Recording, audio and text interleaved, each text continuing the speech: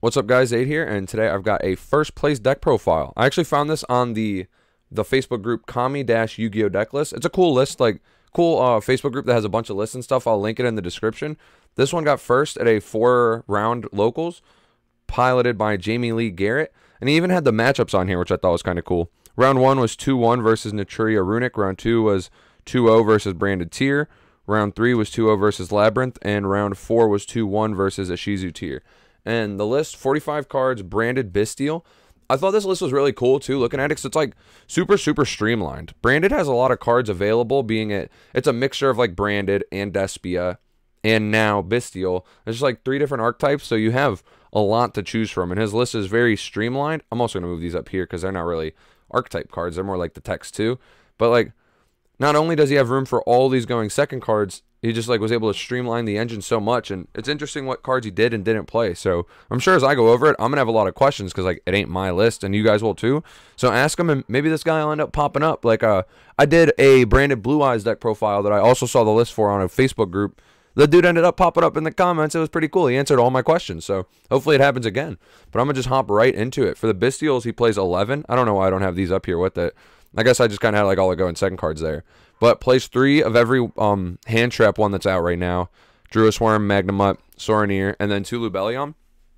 2 Lubellion seems fair in this list because it's not a going second card, so you don't necessarily want to draw it. Also, you could probably play 1 because what are they going to do? Banish it with a Bystial? Cool, Lubellion shuffle back, you know? So it probably could go down to... Oh, actually, what would you shuffle it back to fuse? I guess you could use Lubellion, shuffle it, and the Fallen of Albaz for the this dude. The Albion. So that's about it though. So maybe 2 is cool, but it's also not the worst to draw. But you typically are, I'm assuming, are dumping it off branded fusion, and it's an extra target for Foolish Burial if you already have access to a Luber. And then he's got a bunch of going second cards, being Ash, Valor, Imperm, and then Book of Moon. And I guess counts as like a first or second card because you open it going first, you just set that bitch. You have it for defensive plays, and going second to break boards, you have it offensively. This is one that if he's watching, like, these other 18 going second cards, I think are like the standard ones. These 9 check the branded tier matchup hard. These ones are all pretty decent in that matchup. A lot of the time they can function similarly to a Bystial, but the only difference is they're not stopping a name for the turn. So if they get lucky off a mill, you barely did anything. Because it's typically going to stop like Kit Kalos from dumping or Rhino Heart from dumping, which, like I said, it's going to stop it like a Bystial would, but if they have another way to extend, there's a chance they still make their full board. But then these are also really good against every rogue contender. Like, you play against like Fluondaries or Sprite, these are going to do wonders for you compared to what this is going to do. And then also, like, if you play a mirror match, the Ash is a godsend. But then the Book of Moon's the only one I don't really understand. I mean, I theoretically get it. Like, I played Flundaries for a while. It's a really good card. If other people are playing Valor, Imperm, also going second into Solic, it could be really good. So I'm kind of talking myself into seeing why he would play it, but I'm kind of curious what his exact reasoning is. And then for like the engine cards, it's also a 46 card list, which is kind of interesting. I typically would be like, I don't think I like the bigger decks, but when you look at it, he has a lot of cards that function in very similar ways. Like, these 11 Bystials are all basically the same card. These 9 hand traps are all basically the same card. There's what, 9 copies, or yeah, 9 copies, 11 copies of branded fusion, basically, being the Aluber, the Prosperity, the Foolish, the Gold Sark, the Openings, the fusions itself. So playing a little bit over kind of makes sense when realistically he's got 2 cards in this deck. He's got branded fusion, he's got hand trap, and then a third card, which would be like the 1-ofs, you know? But yeah, also, can I turn my mic down a little bit? Which button is it? Gain over here? I feel like my mic might be too loud. Let me know in the comments if it was a little too loud. And I feel like I didn't actually change it, but YOLO, we're committing. But then, so he's got the 3 Aluber, the 3 Tragedy. Tragedy's like probably has to be a 3 of in this type of build, that like the streamlined one, because you don't really have anything else that's good to mill off of the Ishizus when your opponent uses them. And the beauty of Tragedy over most cards, like if you're not playing tier, a lot of the times, like any other rogue deck, they benefit from the mills, but they don't really, because a lot of the cards that would get milled can just get shuffled back, you know? Like if you're playing against, I watched on DB Grinder's channel the Paleo deck that played against a tier deck, and you mill a bunch of Paleos, they just get shuffled back before they activate. Just stuff like that. Like Sprite has Angler, and like sometimes it's good to mill like Blue and Jet to set up for an elf play, but they just shuffle them back. So outside Angler, it doesn't matter. But Tragedy's like Angler, where once it hits grave, it gets value. But it's different than Angler in the sense that it also provides value on your turn. So like it's going to give you a card, and they still have to deal with it with the Shuffler. And if they were to try to deal with it with the Shuffler, you could also like chain a Bystial. Like if they wait till your turn to try to deal with it, which probably wouldn't recommend. And then he plays one Comedy, which I see this as being decent with the fact that he plays the Foolish and the Gold Sark also. I was testing a couple hands with this deck before I recorded. That way I'm not like just reading the cards. You know, I wanted to have some sort of a take on it. And there's a lot of hands where like if you open the Gold Sark or you open the Foolish, you're getting to Aluber already. Or if you open Aluber or opening, like a lot of ways you're already getting there that you're not really wanting to proc Tragedy. So if you're going to dump a Dark, this is a good valuable Dark to send. Like say you opened already your Aluber and your Bystial Lubellion, what are you going to dump off Brand of Fusion, you know? You're going to dump this. That way you can play through hand traps. And then he plays 2 Fallen of Albaz, probably the right number. There's never a reason to play 3, and 1 is very sketchy in a format where people mill your shit. 3 Prosperity, which is technically is another copy of Branded Fusion, but it also digs for like those going second cards, or like just hand traps if you're going first to help solidify your board if you already got the Fusion. Then, like I said, 3 Opening, 3 Fusion. This is interesting. Like, I expect a list like this to play Regained and Beast, but he plays a third target, and that's Branded Banishment. I typically would not personally play this one. I really like Retribution, but he's not even playing Albion. So the Retribution's not as valuable because you're not as often getting to dump it. But Retribution has like a powerful tramp effect. It just, the shuffling condition is a little steep sometimes. But this one is just like, I believe it's target a Despia monster or a level 8 fusion in your grave, special it, and then you can super poly with your opponent's board, which he plays these guys in the extra deck, which seems really good against Tier and against Sprite too with this one. But I also, in testing it, you kind of do need the third, because if you open a hand like Branded Fusion Albion, right? The Branded Fusion being able to dump Lubellion is going to get you access to one of them. The Aluber is going to get you one of them because you already opened Branded Fusion, so now you don't have to search Branded Fusion. And then you still need a third target to be able to set off your Albion. You could technically set follow-up, but if you, against a deck like Tier Elements, you kind of want to have a lot of interruptions. You still want to have follow-up too, but you're also ending on Mirror Jade with these Bystials that are going to give you more follow-up. So it's cool to be able to have 3 targets so you can set all these jaunts, you know? And then he's got, like I said, the Foolish, the Gold Sark. The extra deck is 1 Alba. This card, I don't know how often this comes up, to be honest, but it's interesting. Then he plays 3 Albion. Lists used to play 2, but now that your default is to Branded Fusion into this, you probably want to be playing more, so I kind of agree with 3. His extra deck's also really streamlined, too. This extra deck, or this deck has a lot of options in the extra deck that you could play, and he cut a lot of the ones and just kind of doubled up on the ones he was playing to just, I guess, make it as consistent as possible. Not to kind of go for a bunch of crazy shit, but just like go for the same thing and have the grind with it, you know? So he's got the Lubellion at 2, the Mirror Jade at 2, 1 Quartus. This card, I want to know when this comes up, because when I used to play this deck, this card was kind of dog shit for me. But if you're watching this dude, or anyone else that plays the deck, let me know what scenarios you're wanting to make this in. And then, I mean, it could also be a target for this to be able to take a light. I didn't think about that until now, but that could be cool. And then Masquerade at a 2 of. This is kind of, I'm assuming what you want to make as your end board against a lot of the rogue decks. If y'all play this deck, how do you feel like this, like double Masquerade end board fares against Sprite? It seems like it would be pretty cool, because like starter's going to cost them what? 1,200 plus 1,100? Like activating starter is a 2,300 life point cost. Using its effect of the blue that you summon is going to cost you another 12. Like, that's almost half your life right there, and all you did was summon blue.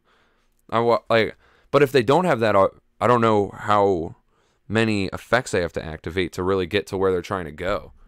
But yeah, let me know what you think on that. Then the Dracostapelia, the Starving Venom Fusion. This one's interesting because I don't see this in a lot of extra decks, but I'm assuming it's for this. Like, when I was copying this list over, I was like, wait, he plays this and there's not a super poly anywhere? But then I kind of didn't process at first that Branded Banishment is just super poly. And so it kind of made more sense to me after I realized that. And then he's got the Dark Charmer and the Wallow. The thing that seems kind of mid about Dark Charmer in this deck is that it's not linking away for anything. So it just kind of sits on your board after. But I'm assuming these last two cards are picked because they're standalone cards that are powerful when you have just Bystials, or when like say you summon the Aluber and it gets hand trapped, or say you like send Tragedy to grave, it gets hand trapped, and you got to play with the other cards. The Wallow, I don't think I could think of a better rank 6 to play. I think the other one people mostly play, not in this deck, but just in general, is Beatrice or like a Tomb or something. And I think in this deck in particular, I'd probably agree with Wallow. But for the Charmer, I'm interested in what you're taking and how often it matters, because I've always thought that Hieratic Seal seemed like an amazing card for the scenario for your Link 2. Obviously, you can't make it as much because I can't make it with like Aluber plus Bystial, but in the hands where you're like going all Bystials, it would be insane if you don't have access to the engine and you can make that, because that gets you into the branded engine. Because say you link away your 2 dragons for it in the main 2 after punching some stuff, then you can, on their turn, Hieratic Seal bounce a card. Hieratic Seal effect, summon Fallen of Albaz. Fallen of Albaz, super poly with an extra deck card. And then you can summon Mirror Jade. Now you can use Mirror Jade, banish a card with Albion. So your 2 already used interruptions, being the Bystials, turn into 3 more interruptions. And then the Albion Engrave gives you the follow-up to try to play on the next turn. But, like I said, it is going to be a little more situational than something like Dark. So if y'all play this deck, have you considered switching out Dark for Seal? And if you have and decided you didn't like it, why is that? But then into the side deck. This side deck, it feels like it's like very Fluanderies oriented and like Sprite oriented when I look at it. Because a lot of the cards are just really powerful in that matchup, and it doesn't really look like there's much for Tier Element. But this is a deck, like I said, he's got 21 going second cards, and 18 of them are insane against Tier Element. Or 9 are insane. 9 are like, they're pretty good. And they're all really good in tandem with one another. Like, if you open any combination of 2, there's a good chance your opponent's not playing. And if you open 3, it's like guaranteed they're not playing. But then the side deck has the triple Ogre, which great against Fluanderies. It's the only way to really check map. And then if you have Imperm Veiler or Ash, you get to check the normal summon, their turn ends. And then it's good against Sprite too. I believe you're supposed to hit Gigantic, but sometimes they can set up the red first, which would be annoying. But like, it's way better than a Bystial in that matchup. Then he's got the Zombie World and the Banshee. I don't know if this comes in against Tier Element or not. A lot of their fusions do take Aquas to make, but I don't know if making this would necessarily stop the deck, you know? So I don't know if he puts it in for that, but it is really good against Flu, and I feel like it would be dog shit against Sprite. Like, it doesn't modulate levels, and Sprite don't really care that they're Thunder or not, you know? Wait, I think they're all Thunder anyways. Like, their type is so irrelevant that I'm not sure what their typing all is. But then there's a lot of back row hate, being triple Lightning Storm, 1 Feather Duster, triple Evenly Match.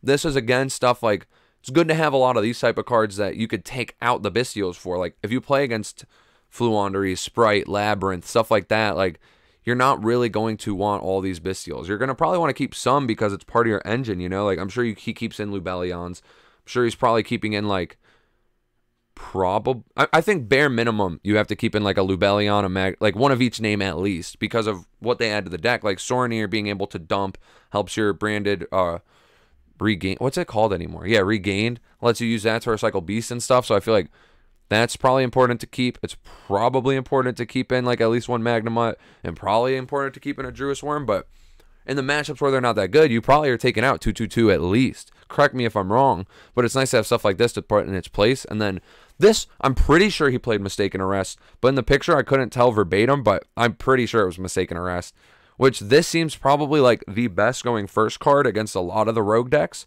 Like, it would hose Sprite, it would hose Flu, and against Flu in particular, if you don't need to search with your opening hand or for the rest of your hand, it's a really good card. Like, even so, like, say you open Mistaken Arrest Aluber against Flu, right? You can go summon the Aluber, Chainlink 1 Aluber, Chainlink 2 Map. Map is going to summon. Aluber is going to resolve searching the branded fusion. And then on the new chain, they're going to go, like, Robina 1, Eaglin 2. You could chain the Arrest 3 there, and now they're not going to get to play on your turn anymore. You could punch over the statue, main phase 2, slap that branded fusion down, and just, like, piss on them, you know? Like, that shit, it seems really good in that type of matchup. Going first against Sprite seems insane. They try to go second. They, like, summon their blue effect. Nope. What are you doing now, you know? I mean, their best play then is just to make, like, extend into Sprind, dump, and, like, but you're taking away a lot of bodies, because Sprind typically gives them, like, an extra body, because it takes 2 to make it, and it gives you 2 more. but then it counts as a body for the overlay. So you go like +1 on bodies, but then you want to be making gigantic to go blue jet search, you know, like to give you the extra 2 to 3, and this just completely cuts that off. So this, but I don't, is it good against tier? Like, is this the going first card you put in against tier, or are you putting this in? I wonder which one's higher impact, because tier, all it really turns off is like field spell, terraforming, and Kick Kalos, and half the time Kick Kalos is dumping. So I don't think you're putting in Mistaken Arrest against them. They most of the time are not playing Prosperity, so it's not stopping that. So yeah, this, like, I don't even know what he puts in for tier. It might just be these if they're good, and I'd assume that they're all right, but this main deck's so tier oriented, he probably doesn't need anything. But that's about like it for me, guys, because like I said, this is not my deck profile, it's just one that I saw. I will link the Facebook page that I saw it on if you guys want to check them out. I'm gonna do like more content from them. I really like the fact that they make it so easy for me to be like, oh, what's a first place deck list I can grab and grab something. And it's like they post a lot of local stuff too, which sometimes I get flack in my comments for, like, why are you posting this? It's just a locals. First, at locals doesn't matter. But in reality, most Yu-Gi-Oh players are only playing at a local level. Like, a lot of them are playing tabletop, not even coming to locals. So locals is a big step, and I think it's important for people to, like, be able to see their favorite decks winning a locals to motivate them to even want to go, you know? I fuck with it too, because if you only look at what's currently doing well, you don't get to, like, learn about everything else. And then one day when you're at a YCS and you end up round 6 against this deck and you only prepared for tier, you're going to get shit on, and you probably should have watched my videos or been on that Facebook and familiarized yourself with the other contenders, you know? But that's about it for me. Check out my rest of my page, subscribe and shit. Check out the Facebook, and take it easy.